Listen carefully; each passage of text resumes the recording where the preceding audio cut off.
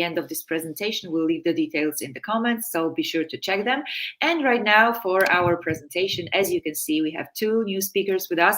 I'm saying new today, but some of them you might recognize from previous S4 summits. We have Vlad Stoica and Andrei Balota. Great to have you guys here.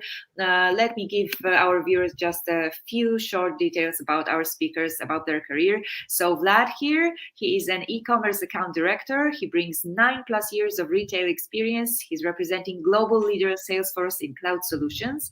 Specializing in Salesforce Commerce Cloud, he adopts a consultative approach, collaborating closely with businesses to create strategic e-commerce solutions that boost online presence, elevate customers' experience, and drive revenue growth. Salesforce Commerce Cloud continues to empower clients across diverse industries, fostering e-commerce excellence in grocery, telecommunications, manufacturing, and health sciences. As I said, if you are a part of our S-Force community for a few years now, you should know Vlad and his great experience in Salesforce realm. Also joining us today, which we are very happy about, is Andrei Balota, who is the Sales and Business Development Director for Central Eastern Europe at OSF Digital, a leading AI-powered digital transformation company renowned for its comprehensive expertise in commerce, marketing, sales, service, analytics, loyalty, and digital experience solutions. He has a deep understanding of enterprise-connected commerce and over a decade of experience in the tech industry. He plays a pivotal role in guiding brands through their digital transformation journey, leveraging OSF's global expertise to drive growth and innovation in the region. We are very, very happy to be joined by these incredible speakers.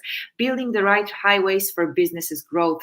Very important topic, very much a hot topic. If you guys have any questions to our speakers, if there is something particularly concerning to you or maybe interesting to you, or you have some of your own challenges that you would like to ask our speakers about, please leave your questions in the comments. We will be presenting those questions during a Q&A session at the very end of this hour.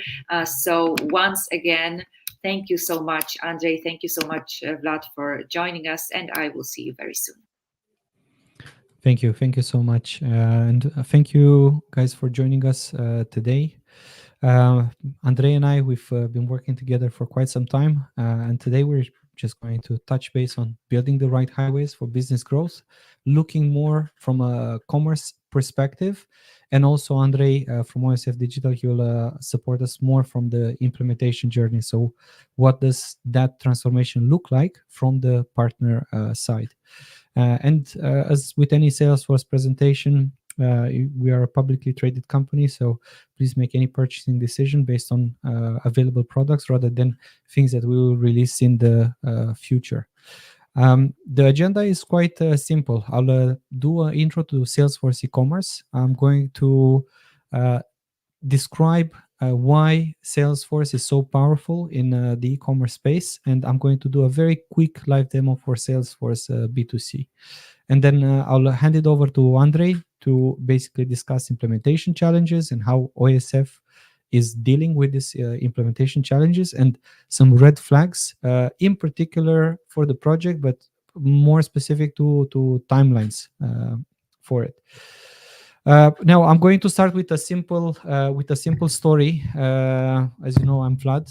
I come from Romania, from a county called Vaslui. It's county that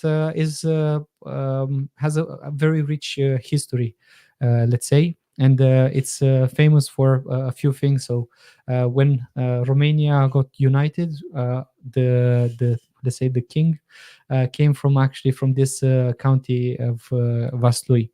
Now, when I was little, my dad used to travel quite a lot. He's a construction engineer, so he usually worked on the west side of the country, and I couldn't understand why he's not finding a job in our area. Why are there no highways being built in our area? Now, fast forward a little bit in the future with a more grown-up mind. I was looking at how our country is developing in terms of highways. And at the same time, I ran into a very interesting report from the European Union. And this report from the European Union was showing that the northeast of Romania and the southwest of Romania are actually occupying the fifth and seventh place in the top poorest regions of the European Union. That made me a little bit sad, but having my background with the way highways are being built in Romania and the expressways, overlaying these two things kind of shows why is it that these two regions are, let's say, underdeveloped. So my dad used to work in this area of Romania quite a lot, but as you can see, looking at the northeast and southwest, we barely have any highways in that region. So what you see here is mostly something that is going to be executed, or it's in preparation, rather than an actual highway. So this for me is just a highway on papers. Now, it's good that we are moving in the right direction, but as per the European Union report, these areas are underdeveloped. So I believe that this lack of highways, the lack of express ways, is actually responsible for it. And I was living here and I had to do my university studies in Bucharest, in the capital. So driving from Bucharest to all the way home, it was taking me maybe 5 hours. I wasn't a very fast driver. At the same time, the roads weren't really helping out. And driving all this way, 5 hours to and 5 hours back, on not on a highway, it actually can expose people to a lot of insecurity on the road. So um, not having the right infrastructure, not only it doesn't get you fast where you want to be, and doesn't help with the developing of that region, but it also poses, let's say, security concerns. Now, based on this little story, I want to ask you, the audience, if your company has the right infrastructure in place to grow revenue. Just as we saw this lack of highways, lack of expressways in underdeveloped regions of Romania, I want to check if you, when you look at your company, at your architecture, system architecture, etc., are you having some places where you have to improve, and you're certain that you have the right systems in place. And I believe this is where Salesforce absolutely excels. We have the Customer 360 platform, which you've probably seen across the Salesforce Summit. In terms of retail, in particular, or anybody that wants to work in e-commerce, has business in e-commerce, these are the three main clouds that I would say leads a great e-commerce journey. And I'm referring to all of this as e-commerce journey because it's not just Commerce Cloud that is responsible for a fantastic customer experience. It's a three or four products that can actually deliver something like this. And to deep dive a bit in the commerce portfolio, we've been working in e-commerce for quite some time now, and we have developed a portfolio that takes care of different aspects of a business. So from starting with B2B, B2C commerce, B2B commerce, direct to consumer commerce, where companies can build a simple website to start building a relationship with their audiences. Salesforce Payments, a partnership with Stripe. Order management, that basically takes care of omnichannel inventory, or optimizing your fulfillment like distribution. We've also collaborating with the largest marketplace vendors on globally, so people like Miracle. And then we also have some other things in what we call the app exchange. So if you are in a need for a good PIM or CMS or payment provider or tax vendor, then we are collaborating with the best of breed, the top of the top companies to enrich our ecosystem. And I want you to remember this number, 28%. This is on average the increase in online revenue that our customers have seen by migrating to Salesforce Commerce Cloud. This is 28%. We have a very rich portfolio of enterprise customers. And I really want to explain that they have been working in e-commerce for quite some time. They already had established solutions in place, and still, as they moved to Salesforce, they saw increased economic growth by using our solution. And we are a leader in e-commerce for 8 years in a row now, as described by Gartner. and please feel free to visit their website to check exactly why we've been like this for 8 leader for 8 years in a row. We are using e-commerce, so our customers are using e-commerce from various in various industries. The reason why I like to show this slide is the way our product is built is that we usually take a lot of feedback from all of these industries, from all of these clients, and we enrich our product with that knowledge. And when we push updates into our product, everybody, regardless of the industry, is benefiting from those updates. It's a very powerful thing to have, where you don't just have like a very tunnel vision, but you're also learning from many other industries. Now, where does Commerce Cloud fit into the portfolio of Salesforce? This is more of a how the data flows. You have the CRM at the top. You have Marketing Cloud that kind of brings the customers in. You have Commerce Cloud that basically helps customers make a decision, complete the purchase.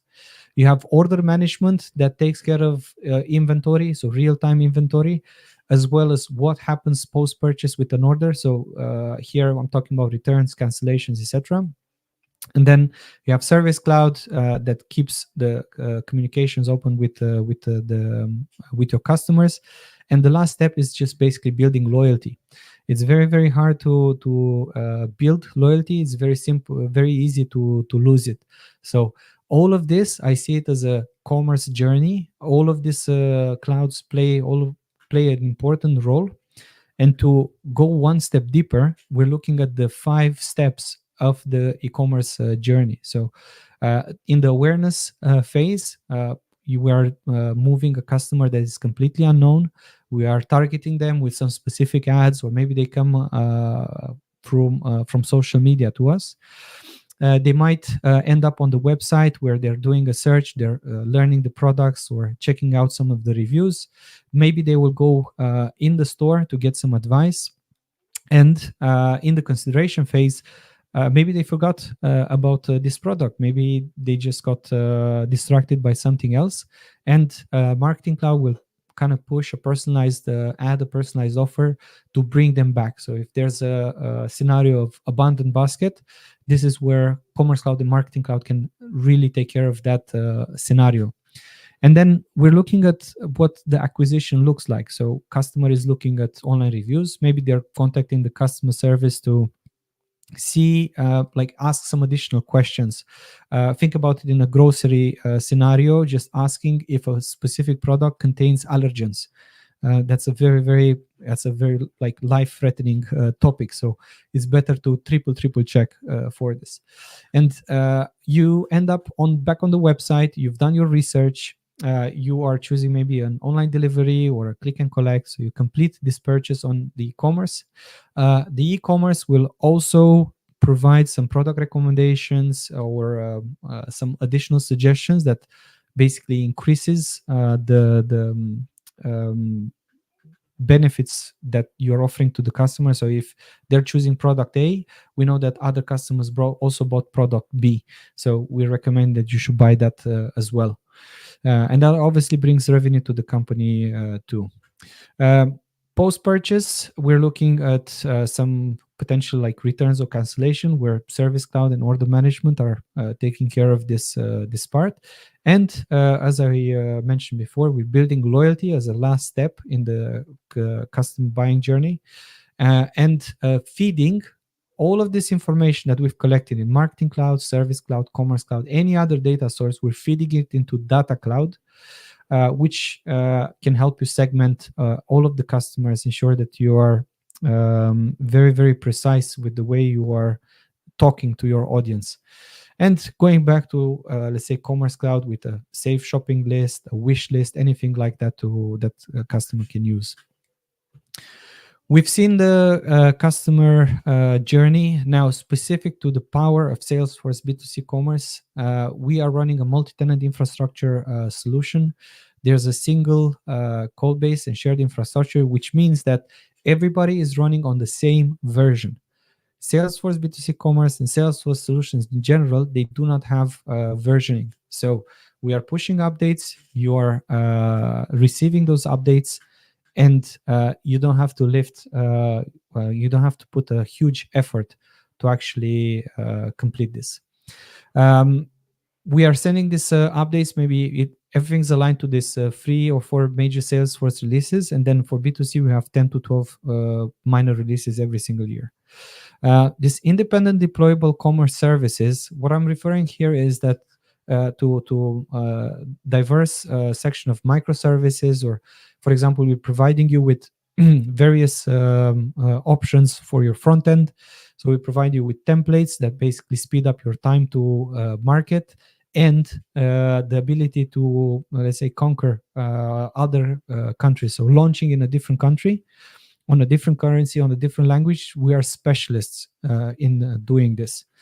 As well, we included in the package as a CMS, there's a ECDN, and your developers or partners can always access the developer center.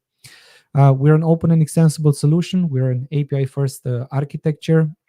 We have this amazing marketplace of applications for PIM, for tax, for payment providers. So as I mentioned, we work with the top brands in the world that handle this type of services. And for, let's say, more heavy lifting integrations, we are offering MuleSoft from the Salesforce package that can help accelerate integration with homegrown systems or legacy systems. We have a fantastic historical uptime, 99.99%. The last 3 cyber weeks, we had 100% uptime. So our websites were never down. Whether it's a lazy Sunday where you're just doing some browsing, or is the peak of Black Friday, you as a customer, don't need to worry. We will scale up based on traffic automatically. No need for any heads up.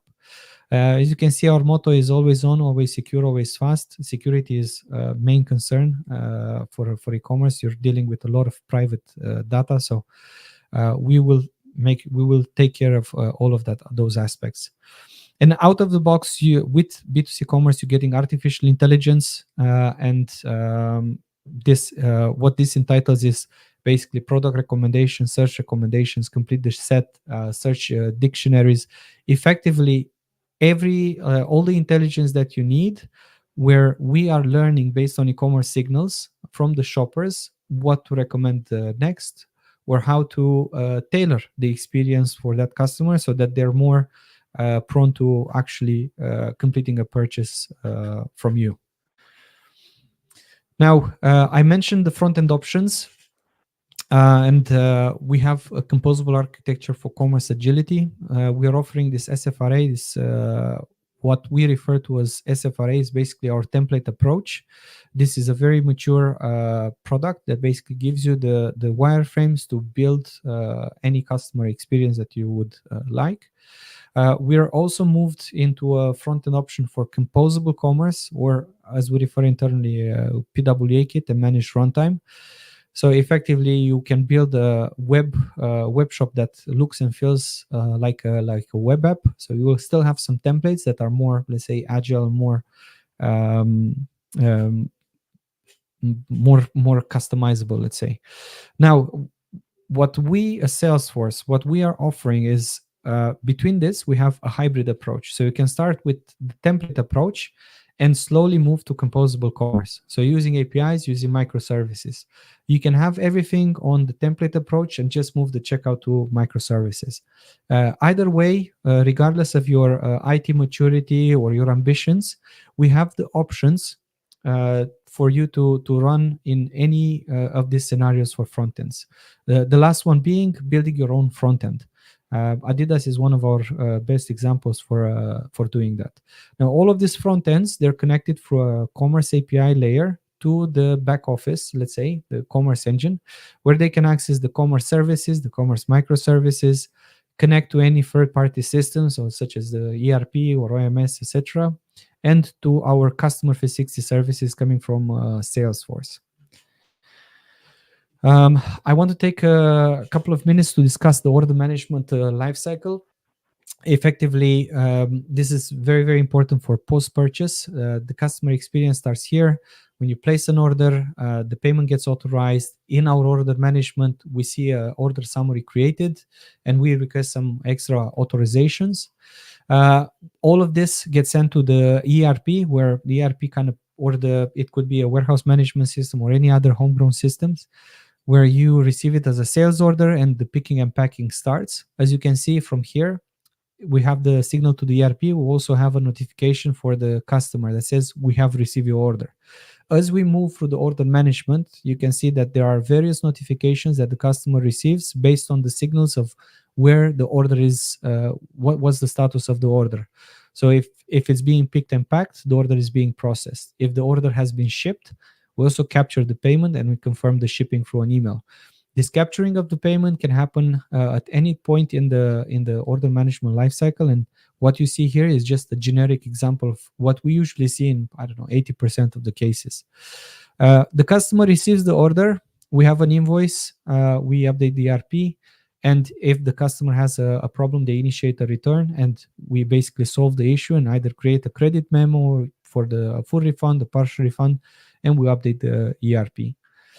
This is a very, very quick rundown of OMS. And part of OMS, we have omnichannel inventory, which effectively checks that you have all the inventory in all of your locations. By locations, I mean warehouses, distribution centers, or actual physical stores.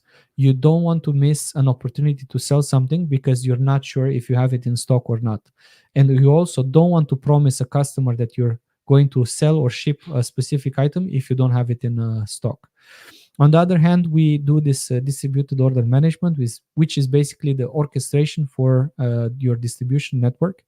If I order an item that is very close to me from a physical shop, and you also have that same item 20 kilometers away in a warehouse, it's better to fulfill it from the closest location possible, just because the time to delivery will be smaller, the fuel consumption, etc., will be lower, and overall the customer gets a much better experience. We are doing some very excitement updates in Commerce Cloud. We are infusing it with generative AI at every step. All of this is done through connections with the data cloud. So effectively, you need to have a very good control of your data in order to create an AI strategy, a very relevant AI strategy. Now, some of this will work independently from that, and I'll give you an example. So we have this generative AI in our page designer, and this page designer, you can basically just type in what you need. I need a carousel with free content slots that shows delivery times, promotions, and shipping options, something like that. And then you will see that the generative AI for commerce will start writing the code for that carousel specifically. We also have G8 right now, return insights.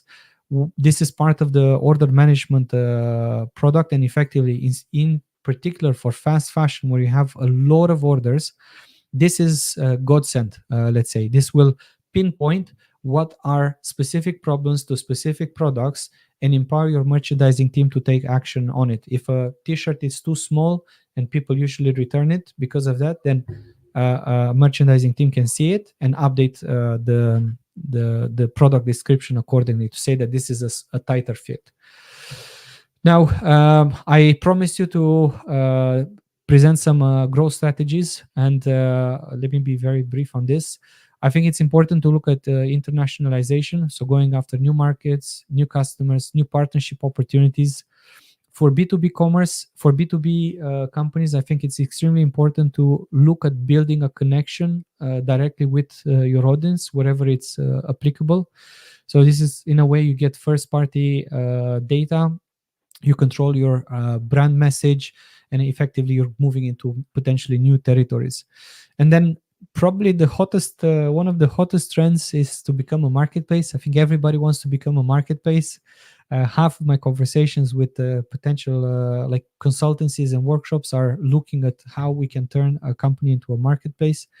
And surprisingly, the financial services industry is the number one industry that is looking at opening up marketplaces, because in this way you build up more first party data, you're attracting new customers, and effectively for traditional e-commerce sites, you basically 2x or 3x your sales.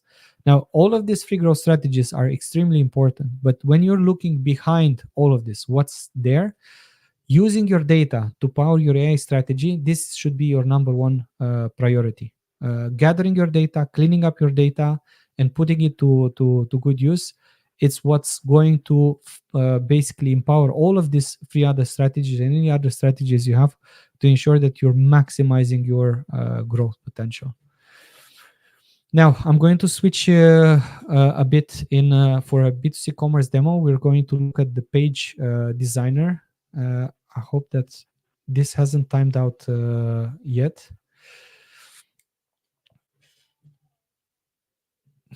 Give me 1 second to hopefully log in. Yeah, so what you will see here is what we call the business manager.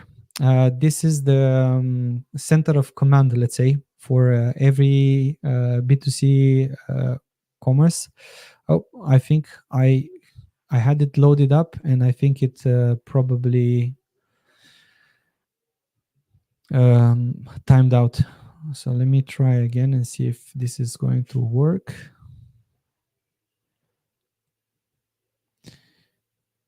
Okay, it seems that this has my sandbox has timed out and it's not going as it should. Let me try one more time, and if this is not working, I'm going to pass it on to Andrei. Okay, I see what what I'm doing wrong. I was trying to log in with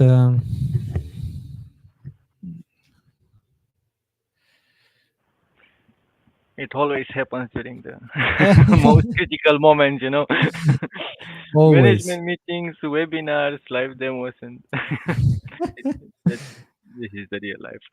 Yeah.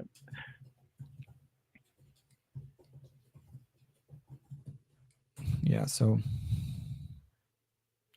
yeah, I think I'm having some trouble with this. So let me pass it to Andrei, and if we still have time, I'll revisit this. Sure. So, hello everyone, and nice to meet you, and thank you very much for your time today. I'm Andrei. I'm sales director at OSF Digital, covering Central Eastern Europe.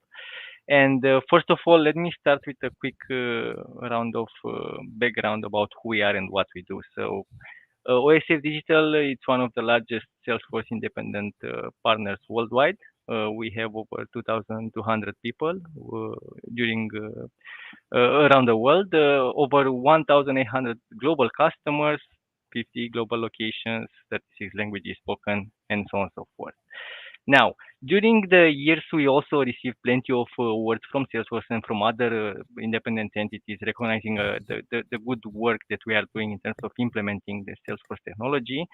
But it's not only the fact that Salesforce recognized us and other entities as well, it's also the customer voice, which is the most relevant and important. And we are proud to have 4.8 out of 5, the customer satisfaction rate, and this is publicly available on Salesforce App Exchange. You can search us. Of course, we are specialized around all Salesforce technology. I'm talking about multi-cloud expertise. We are also having the industry specializations. So we are able to help around that as well. Now, in terms of differentiators, of course, during the 20 years of experience that we've gathered, we managed to uh, come with proven frameworks for creating deep connections with our customers. Plus, as I mentioned, being specialized on the Salesforce technology, for example, over 70% of our customers are Salesforce multi-cloud customers. It's not about only being specialized on Salesforce technology, but also we are specialized across industries, and we have this expertise. And as also Vlad mentioned before, during these days, it's very important to focus on AI. So we are talking about the AI brought by the platform itself, but also we have and we are powered by AI and innovation, having a big internal department for innovation, which is constantly developing solutions. For example, we have industry solutions, we have B2C products, we have, like example, cartridges listed that are enhancing the platform features. We have as well connectors, apps and components, and productivity tools. But what is the most important, I would say, at least during this day, it's the AI experience. When our journey started a few years ago, in 2018, in 2021, we also signed a partnership with OpenAI, and we have launched an AI platform. It is called All AI Productivity, which came with significant results based on our usage during this year. So, for example, 42 percentage more lines of code written, 40 percentage more closed tickets for the support projects, 11 percentage less time spent on assignments, also higher quality code, better development experience, and this platform. So basically, all AI being the productivity platform designed for all the Salesforce Cloud and for all the project roles. It's also listed on App Exchange. I encourage you to go there. We can also deliver demos for it. And again, this is the AI component that is helpful from the implementation perspective and from the support and maintenance perspective. Because again, it's important to choose the provider that has the AI platform built in. But also, when you are working with a professional services company, it's good to have a partner that is mastering AI. And also, again, it's not only for developers, it's for project managers, for testers, for consultants, and so on and so forth. Now, let's talk a little bit about market trends because it's very important to look around when you initiate, for example, e-commerce replatforming, or maybe you launch a new brand, or you want to expand into new market, or to launch a new channel, and so on and so forth. And what I would highlight here is the fact that the estimate of e-commerce retail sales is expected to reach 9.4 trillion by 2026. And what is more important here is that by 2040, according to Nasdaq, 95 percentage of the purchases will be done through e-commerce. I think everybody sees that even today we are used to buy everything online. We go in store when we want to see some stuff, but usually all the orders are placed online, the majority of them, of course. Now, you might wonder why you need to change. What do you need to change your current e-commerce platform? What do you want to be online, and why now? And it's very important to have a look again. First, when you are looking around, look at your competitors, and you might wonder if are you ready in this moment to deliver a better shopping experience that will push you past your competition. Also, when you are investigating this, it's also important to ask and to have a look on your customer base. Like, are you able to provide them the unique customer journeys and experience they are expecting for a business like you? And when you are having such a, let's say, investigation, more or less, we also can help you. We have our OSF digital strategy team, and as a source of inspiration, I totally encourage you to have a look on the omnichannel retail index. So it's a multi-year study, initially launched in 2015, and yearly we are updating it. I also put it a QR code if you want to go ahead and download the latest one. Which again, it's taking data and highlights industry trends and best practices and omnichannel roadmaps from 120 brands and retailers, 14 retail verticals, and over 200 web mobile cross-channel applications. And as a quick snippet, because why I'm mentioning about this index, on the last one that we have launched, we've seen basically some aspects. We are aware about the fact that due to the economic slowdown last year, this year, or 2 years ago, a lot of companies were focused on cutting and cost cutting, optimization of the investments, less investment in omnichannel functionality. But what you don't need to ignore is the fact that, for example, in 2022, let's take US as an example, they invested over 1.6 billion USD in omnichannel retail solution, and the market is predicted to grow. And what we have seen is the fact that those leaders will see the growth and success. So it's very important to prioritize the investment. It's very important again to have a look on the overall market context, because the results will be seen based on this. Now, when it's about implementation itself, and this is a very, let's say, very complex topic.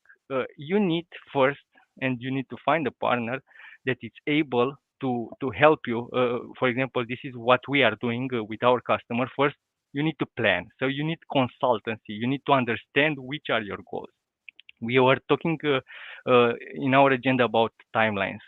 The timelines will be heavily impacted by the planning and consultancy that we are doing. Maybe you want to be fast and launch quickly an online channel.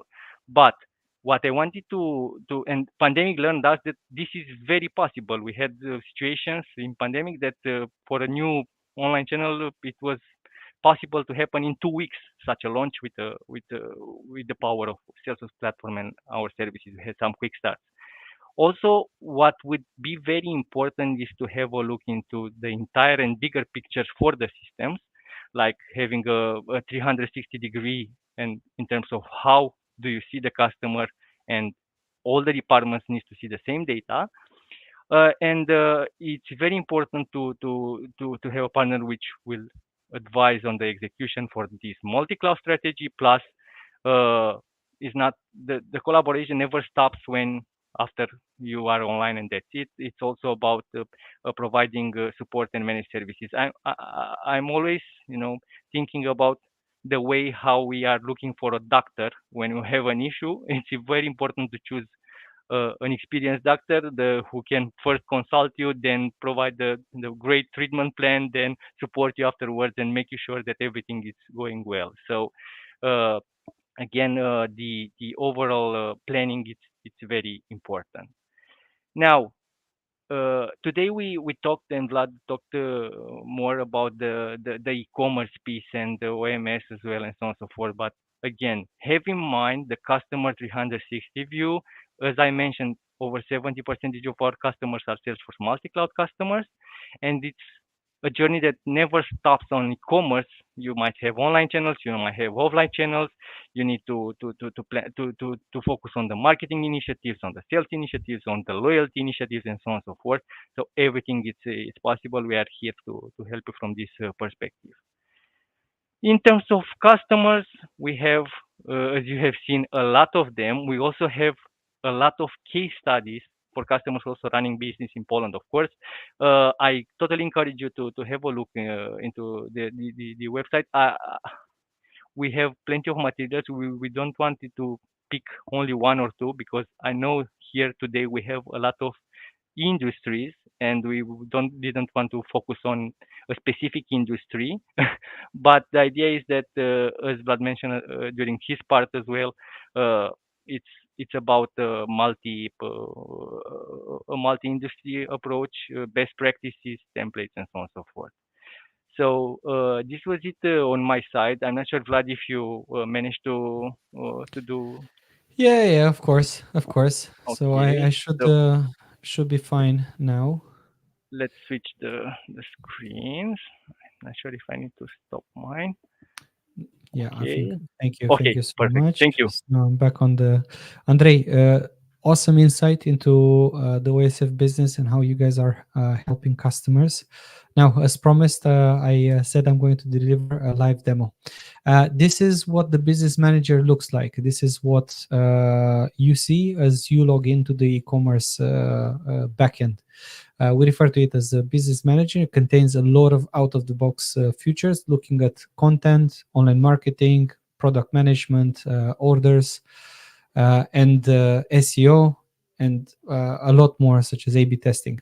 For the purpose of today, I'm going to focus a bit on the page designer and how easy it is to manage content with Salesforce. So effectively, these are all the pages that we have right now for various websites. And on the left side of the screen, this is a menu that allows you to create components. So effectively, it's a drag and drop tool where if you need a carousel, you literally drag and drop it into the page. You have various components in here, such as images or Einstein powered content slots, such as the Einstein product recommendations.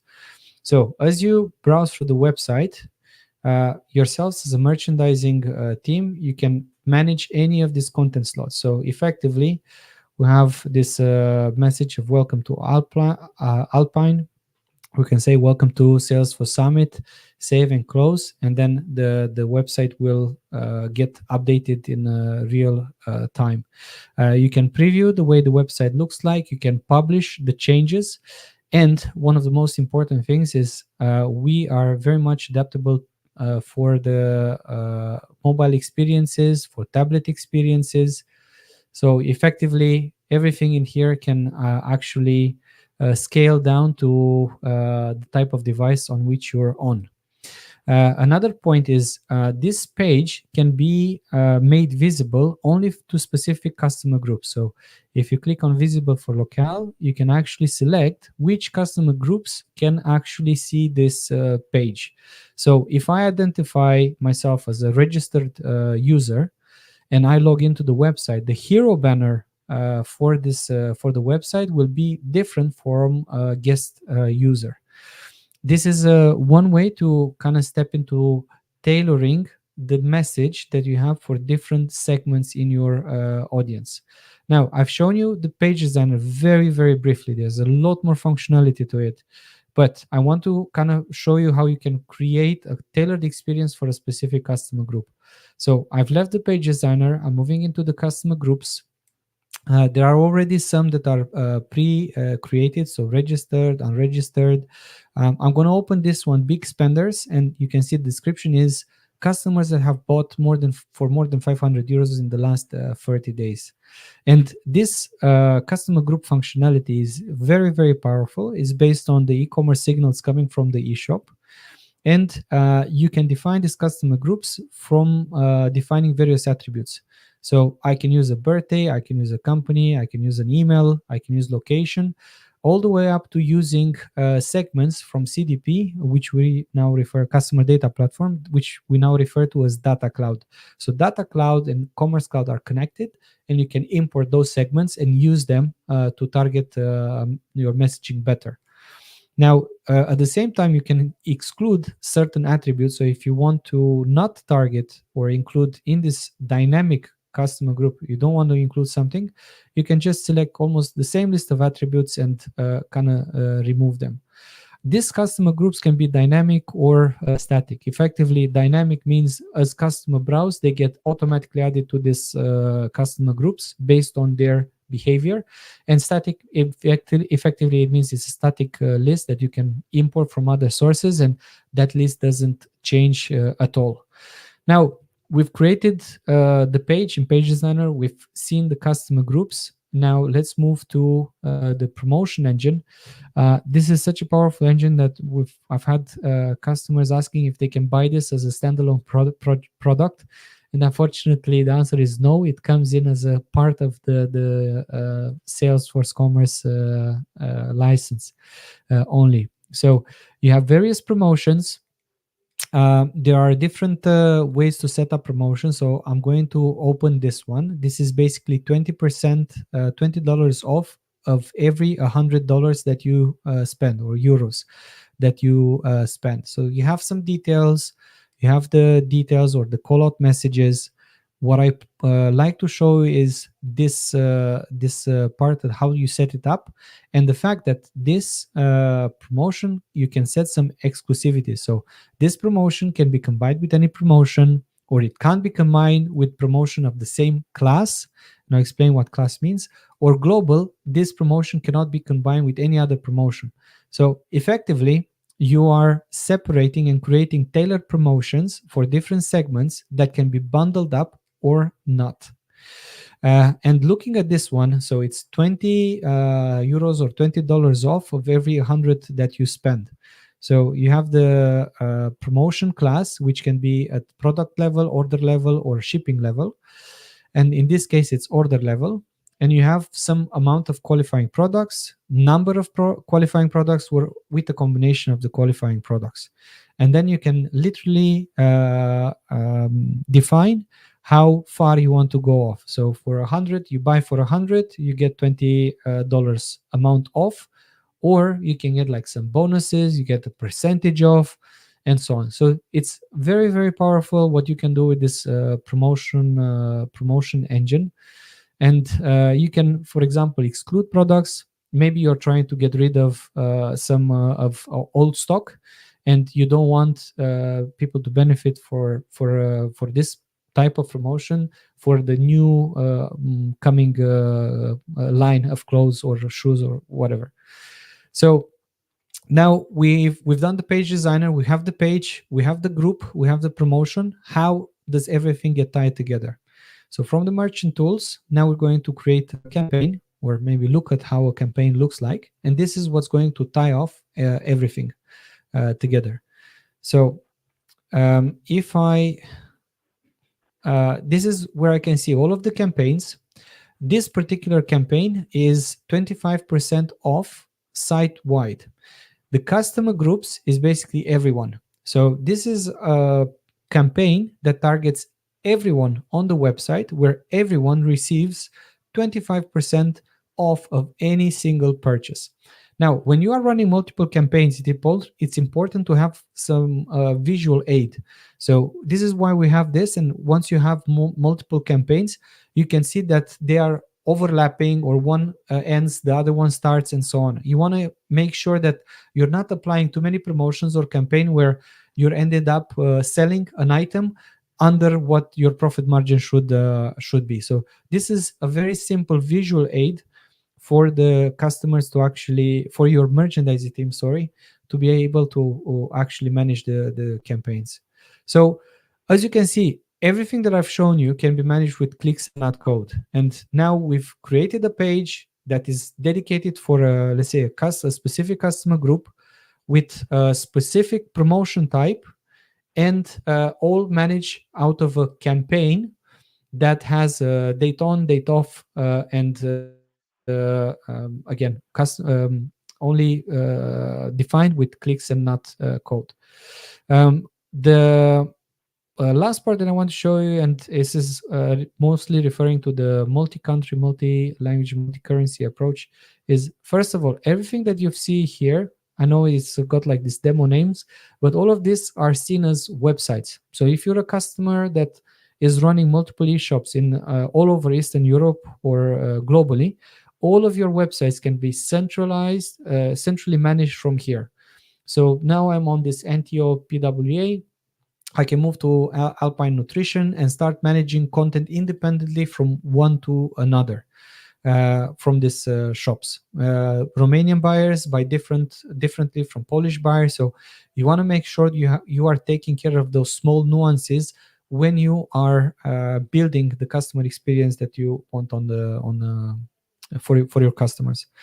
Now, with that, I'm going to pause and stop sharing my screen. And let's see if we have some questions, maybe from the audience. Yes, we still have some time. So you guys, if you guys have any questions, please leave them right now, and I will show them to our speakers. And I believe this is the first one that we got. And I think that you've already kind of talked That about is it. correct. Yes, Yeah. that is correct. So our SFRA, or template solution, as we call it, this is very simply built, let's say, and it will scale for different devices. So for mobile, tablet, or desktop, it will shrink the image and make sure that it's kind of centered, so that you have basically the same experience whether on laptop, mobile, or tablet. And yes, the question is, yeah, you can preview how it would look like. Great. And another one, a bit longer. Um, if you were to choose one optimization or a commerce solution that would accelerate the business and encourage clients to take further steps in implementing Salesforce innovation, what would it be? I can think of some clients who are pretty conservative and need to encourage them with a simple one for starters. So maybe each of you could give us like one solution that could be a great starter for further innovation. Andrei, would you like to go first? Yeah, because it's a pretty wide question because it's hard to pick, when, but for example, I was specifying about the pandemic period when everybody wanted to be online. It was I don't know, firefighter gains for us Mhm. to push that. And we've seen, for example, because a lot of business are conservative, as it's mentioned in this question.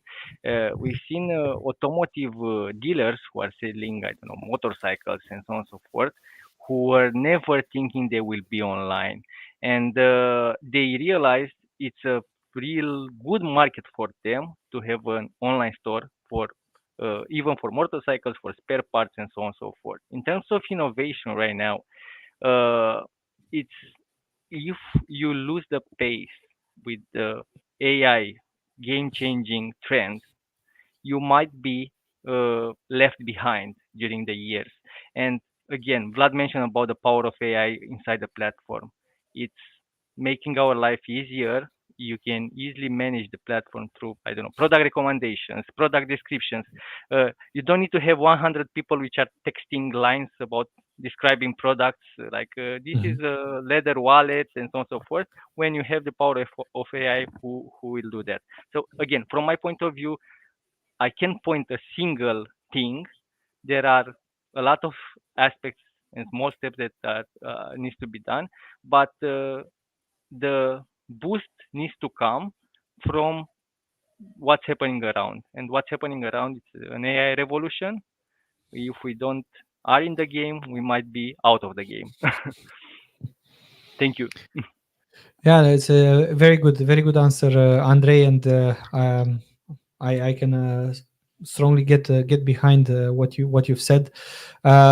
Companies that are not looking at their AI strategy are going to be left behind, and looking at maybe like a macro strategy. Okay, not just specific like one optimization for e-commerce, but macro strategy. How are you getting your data, from which of each from which sources? How are you cleaning it up? How are you using it? I always like to think about micro, and I use this term quite often, micro segmentation. How can you make sure that you know your audience so well that you are going to serve the right promotion at the right time through the right channel to your company? Can you imagine how many people would you need to be able to do this micro customer experiences for each one of the people that are coming to your website? It's a titanic job. It's almost, I would say, it's impossible to do it from a human perspective, but it's not impossible through automation and AI. And I think this is where you really need to look hard at, going back to my presentation, are you building the right things to set you up for success? I honestly think that the companies that will have a data strategy and AI strategy are going to be leading their industries in the next 3 to 5 years, hands down.